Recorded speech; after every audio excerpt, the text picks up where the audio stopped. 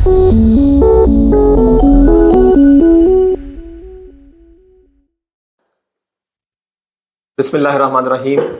अस्सलाम वालेकुम व्यूअर्स, मैं डॉक्टर सैयद हफीज़ गिलानी और आप देख रहे हैं मेरा यूट्यूब चैनल अल जन्नत हिकमत मीडिया।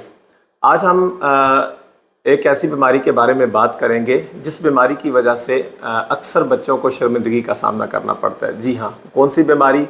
जिसको बोल बिस्तरी के नाम से हिकमत की किताबों में याद किया जाता है, इस नाम से इसको लिखा जाता है। बोल बिस्तरी का मतलब क्या है कि रात को सोते हुए बच्चे बिस्तर पे पेशाब कर देते हैं।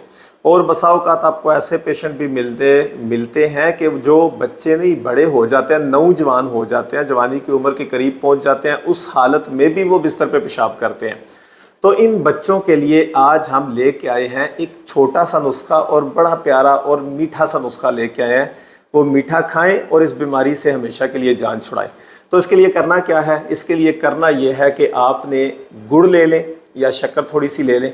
हर घर के अंदर शक्कर या गुड़ कोई ना कोई चीज़ मौजूद होती है, नहीं तो आराम से आपको किसी भी दुकान से मिल सकती है। ठीक है जी, थोड़ा सा गुड़ या शक्कर ले लें और तिल ले लें। ठीक है जी, अब तिल की वजाहत में नहीं हम जाते, आप कोई भी तिल ले सकते हैं। ठीक है जी, आप तिल ले लें।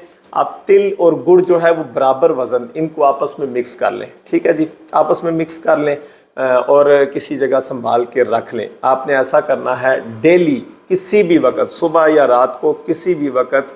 ठीक है, खाने से ज़रा वक्फ़ा डाल लें, खाली पेट दे तो ज़्यादा बेहतर है।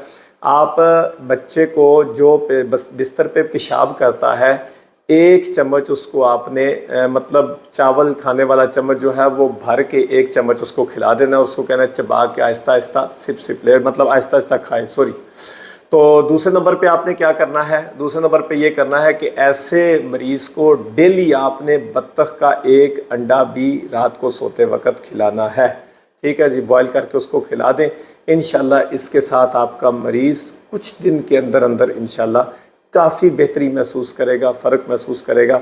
अगर आपको हमारी ये वीडियो पसंद आए तो लाइक करें, शेयर करें, बेल आइकन का बटन प्रेस करें ताकि आइंदा आने वाली वीडियो में आप हमारे साथ रहें। अस्सलाम वालेकुम।